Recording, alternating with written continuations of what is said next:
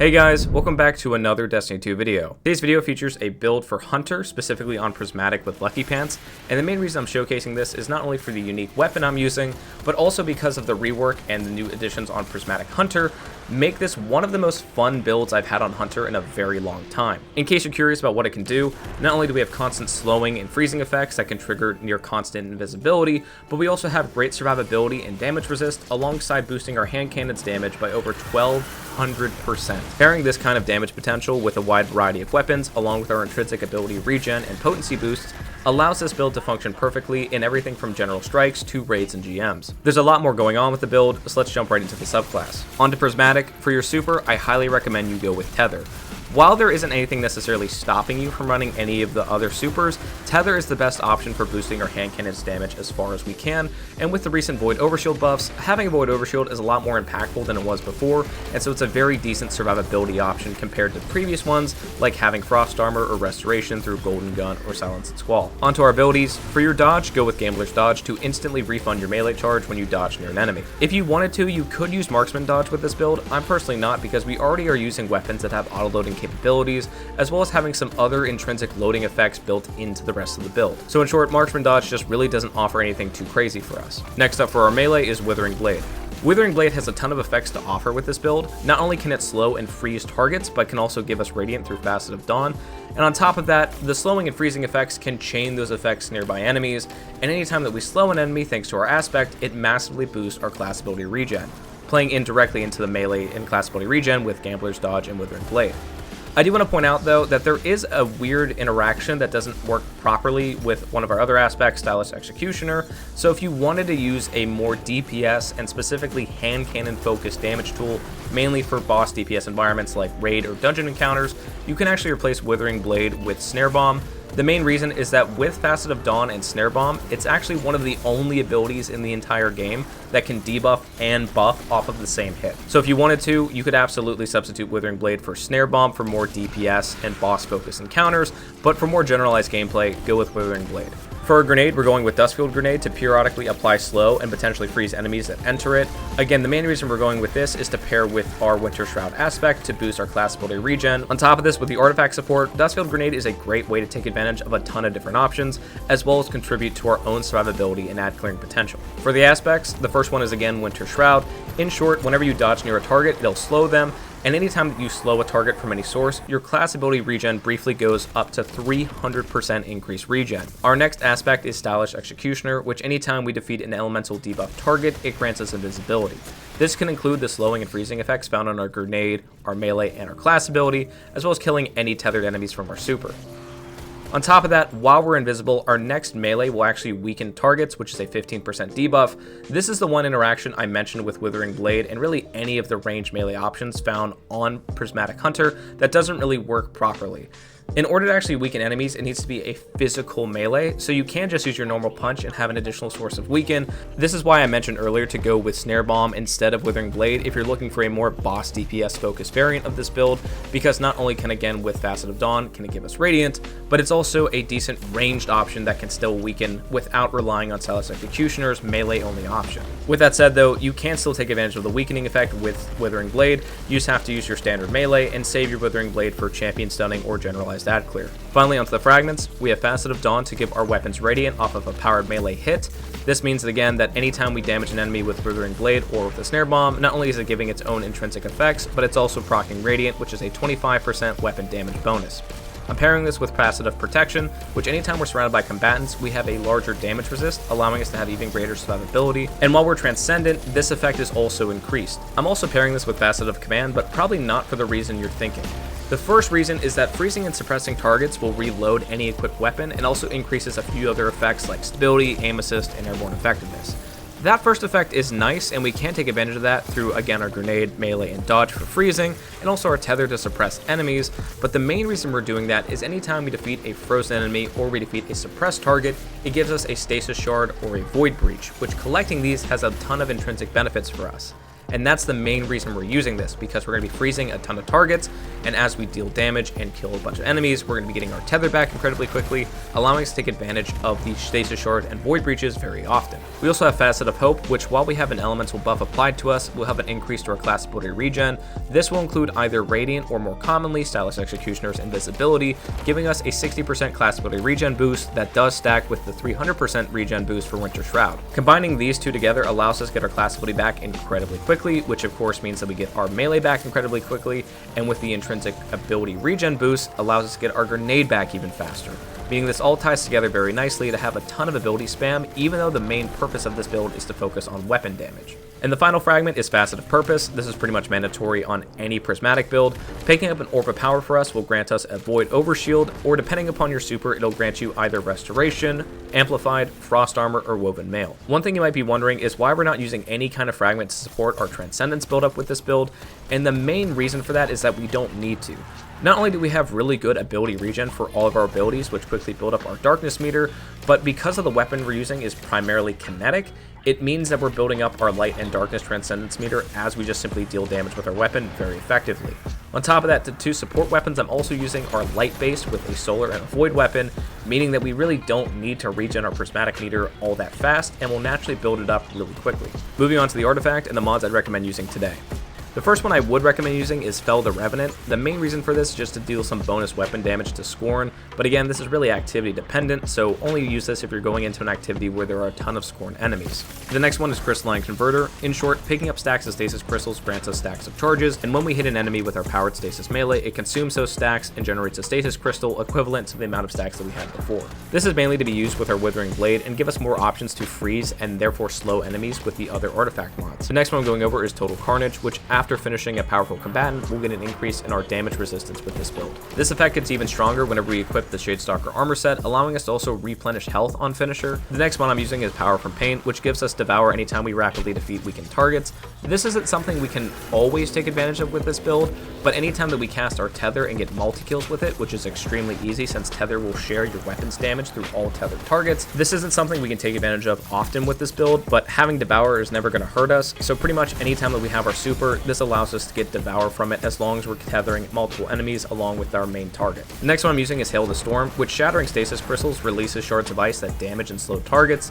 This is why we're using Crystalline Converter, because it allows us to generate stasis crystals even though we're not intrinsically doing so with our own subclass effects. Another mod I'm using is Concussive Reload. Using a grenade launcher to damage a boss, damage a champion, or break a combatant shield weakens them.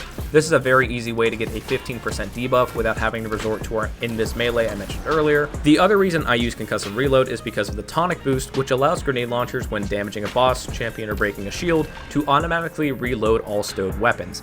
This is great because our hand cannon doesn't have an instant reload option besides a few unique fragment interactions, so this allows a very easy way for specifically bosses, which are typically what we're using our hand cannon on, to have an auto reload option ready for our hand cannon. For the final two mods, I'm using Brain Freeze, which in short, anytime you freeze a combatant, it'll slow nearby combatants. Again, we have a ton of benefits already associated with this. And the final mod is Served Cold. Picking up a Stasis Shard grants us class ability energy, and picking up a Void Breach grants us melee energy. This is the reason earlier we went over using Facet of Command, because picking up a Void Breach intrinsically gives us class ability energy, and picking up a Stasis Shard gives us melee energy intrinsically.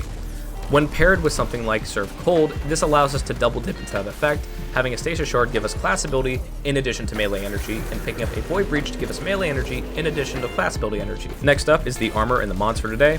For our helmet, I'm personally going with a stack of Kinetic Siphon to support our hand cannon, as well as a Solar Siphon mod to support our secondary weapon. Fit this out to whichever one you personally prefer using, but I'll go over why I'm using a solar weapon specifically in a moment. I'm also pairing this with Special Ammo Finder just for an increased chance for special ammo to drop as we get kills, especially since our primary weapon is an exotic primary. Onto our gauntlets, the first one is Kinetic Loader, allowing us to have an increased reload speed for our kinetic weapon, which is again the main focus of this build. And I'm also using a stack of Impact Induction and Momentum Transfer just to have a bit of regen synergy between our grenade and our melee charge, which again we already have a ton of based on our dodge, cooldown, and regen.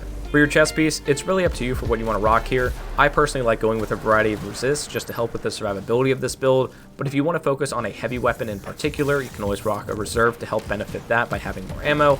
But again, reserves, resists, some combination of it depending upon your activity, it's entirely up to you. Onto the boots, and our exotic for today is Lucky Pants.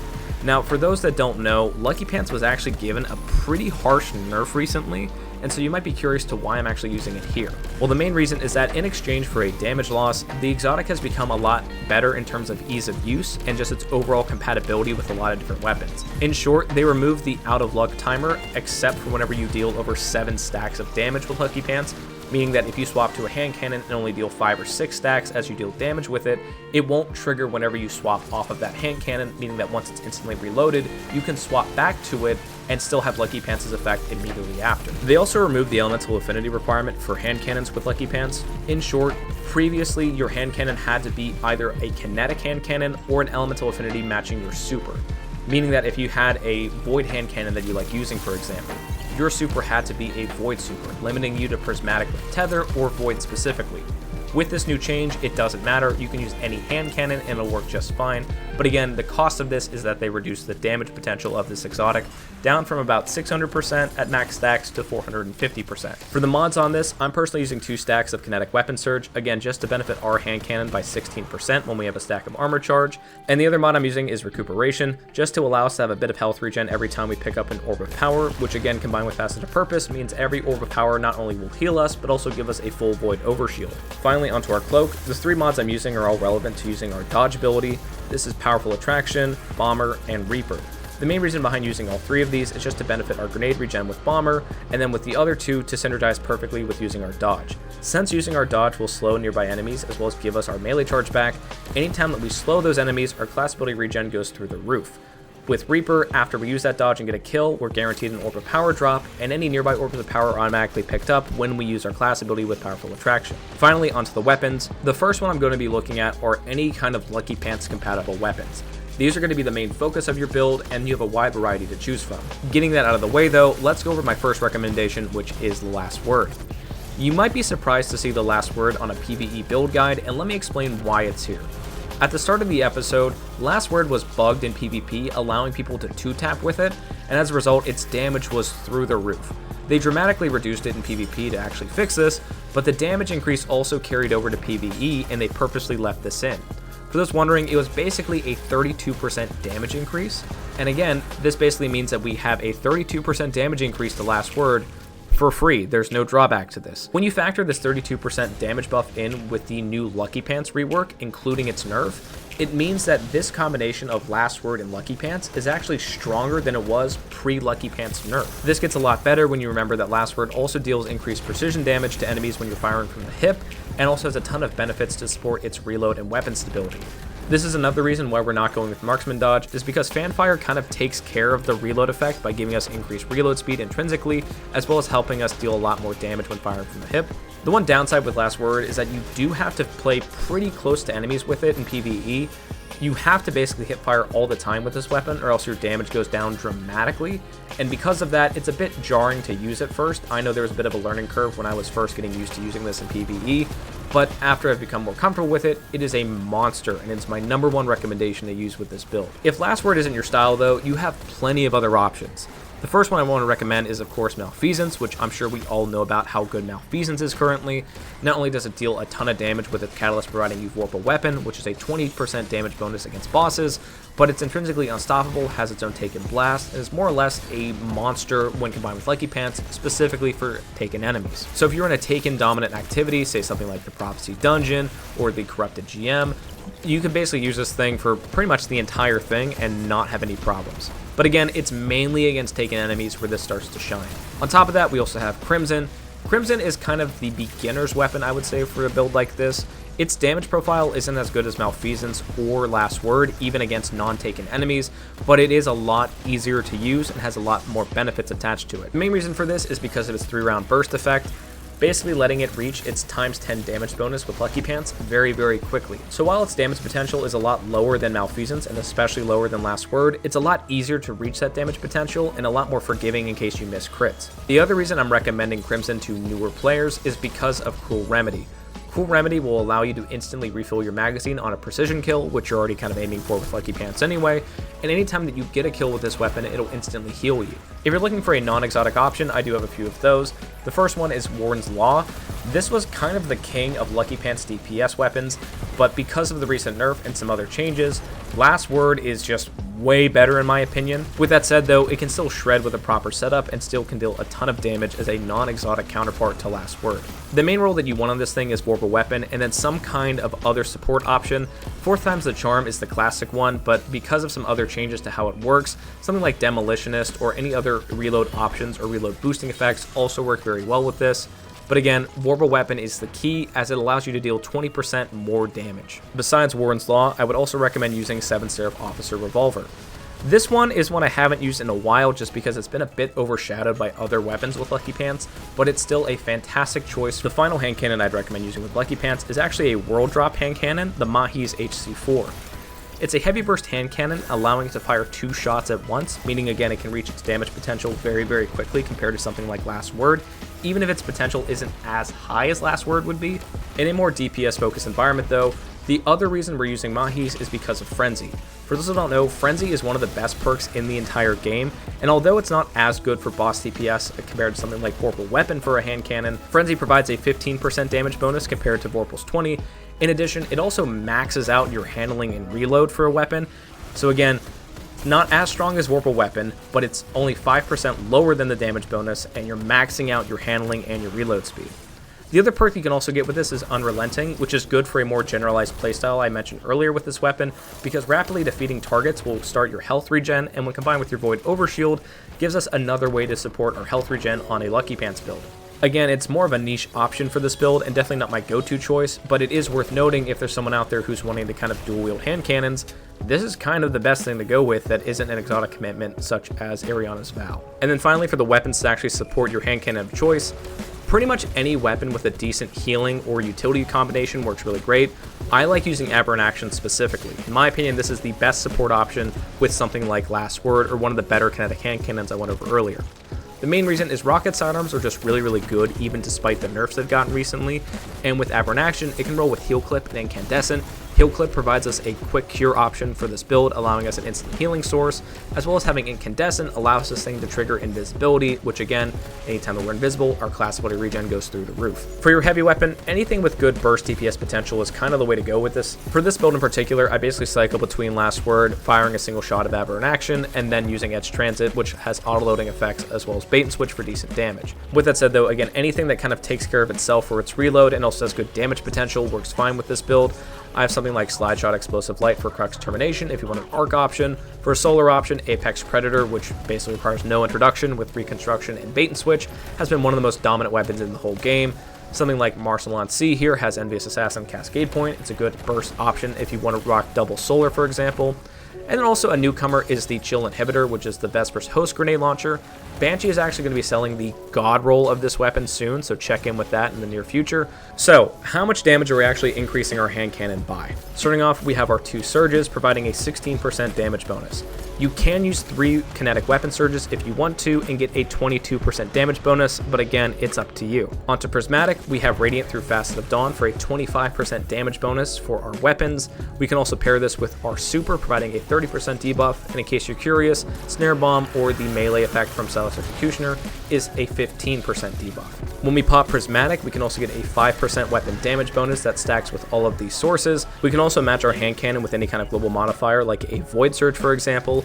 This will allow us to have a 25% damage bonus for our kinetic weapons anytime we are matching our Surge, or anytime hand cannons are the overcharged weapon modifier. And then of course we have Lucky Pants providing us a 450% damage bonus.